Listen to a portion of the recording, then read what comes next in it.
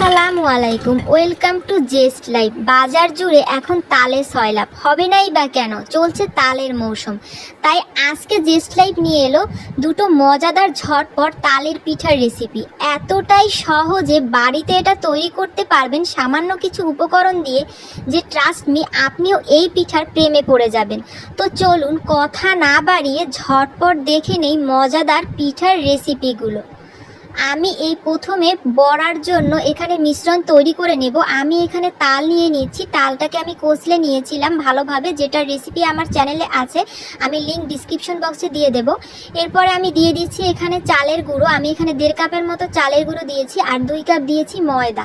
এরপরে আমি চিনি দিয়ে দিচ্ছি, এখানে আমি 1 কাপের মতো চিনি নিয়েছি, আর নিয়ে নিয়েছি এখানে নারকেল। আমি এখানে প্রায় 150 গ্রামের মতো নারকেল নিয়ে নিয়েছি, আর সুজি নিয়ে নিয়েছি। সুজিটাই পিঠাটাকে নরমও করবে আবার কুরকুরিও করবে। এরপরে আমি এখানে বেকিং পাউডার দিয়ে দিচ্ছি, যাতে করে পিঠাটা অনেকটাই ফুলবে। আর এখানে একদম ঘন তরল দুধ আমি অ্যাড করছি। আমি অল্প অল্প করে এটাকে অ্যাড করব। আমি একটা মগে প্রায় পুরোটাই দুধ নিয়ে নিয়েছি, এটাকে ঘন করে জাল করে নিয়েছিলাম। তো খুব ভালোভাবে মিশ্রণটা তৈরি করে নেব। এরপরে আমি একটুখানি লবণ দিয়ে দেব। মিশ্রণটা মিডিয়ামের মতো হবে, এটা বেশিটা থিকও হবে না আবার অনেকটা পাতলাও হবে না। তো আমার মিশ্রণটা 15 মিনিট আমি রেস্টে রেখে দেব। এপাশে আমি ভাপা পিঠার জন্য, মানে ভাপা তালের পিঠার জন্য মিশ্রণ তৈরি করে নিব। তো আমি এখানে প্রথমে নারকেল দিয়ে দিয়েছি, এরপর বাকি যে তালটা রেখেছিলাম সেটাও দিয়ে দিলাম। এরপরে আমি দিয়ে দিচ্ছি এখানে ঘন তরল দুধটা। আমি 1 মগ দুধ এখানেও নিয়ে নিয়েছি, অর্ধেকটা দিয়ে দিয়েছি, চিনি দিয়ে দিচ্ছি। এরপর ভালোভাবে চামচ দিয়ে বিট করে নেব। এটা বিটার মেশিনের প্রয়োজন নেই, চামচ দিয়ে বিট করে নিতে হবে। চিনিটা গলে গেলেই এটা তৈরি হয়ে যাবে। এরপর আমি চালের গুঁড়ো দিয়ে দিচ্ছি, আর চালের গুঁড়োটাকেও আমি ভালোভাবে মিশিয়ে নেব। খুব সুন্দরভাবে মেশাতে হবে যেন কোনো লাম্পস না থাকে। তো এটা মেশানোর পর আমি যে বাকি দুধটা আছে সেটাকে অ্যাড করব। তার আগে আমি ময়দাটা দিয়ে দিচ্ছি, সেম পরিমাণ ময়দাই আমি এখানে দিয়ে দিয়েছি।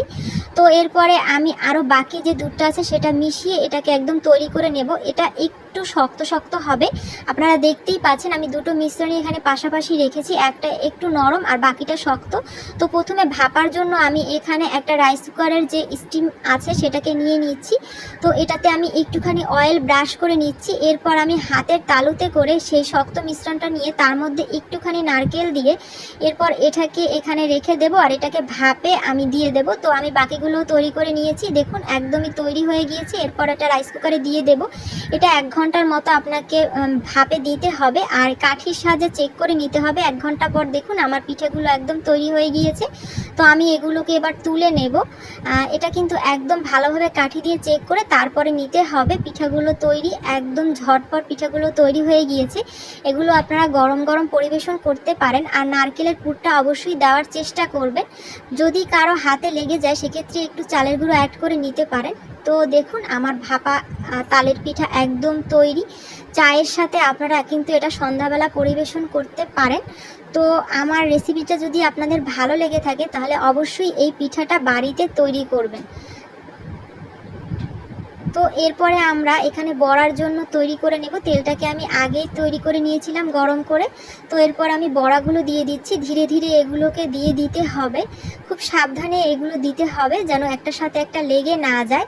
এরপর এটাকে উল্টে পাল্টে ভেজে নিতে হবে। এটা কিন্তু বেশ গরম তেল, আমি এটাকে খুব গরম তেলেই দিয়েছি, আর এটাকে গরম তেলেই দেওয়ার চেষ্টা করবেন। এটাকে অনেকটা সময় ধরে ধীরে ধীরে ভাজতে হবে, আর চুলার আঁচটা কিন্তু একদমই লো ফ্লেমে থাকবে, নাহলে কিন্তু এটা ভিতর থেকে ভালো হবে না আর উপর থেকে একদম পুড়ে যাবে। তো দেখুন আমার পিঠেগুলো একদম তৈরি হয়ে গিয়েছে। এটা এতটাই মচমচে হয়, আর এটা ঠান্ডা হলে আরও নরম থাকে। তো আশা করি রেসিপি দুটো আপনাদের ভালো লেগেছে। দুটো পিঠাই আপনারা গরম গরম পরিবেশন করতে পারেন চায়ের সাথে, বিকেলের নাস্তায়। এমন আরও মজাদার ঝটপট পিঠার রেসিপি পেতে চাইলে অবশ্যই আমার চ্যানেলটাকে সাবস্ক্রাইব করতে হবে, লাইক কমেন্ট শেয়ার করতে হবে, আর পেজ থেকে দেখলে একটা ফলো দেওয়ার অনুরোধ রইল। আজ এ পর্যন্তই, সবাই ভালো থাকবেন, সুস্থ হবে।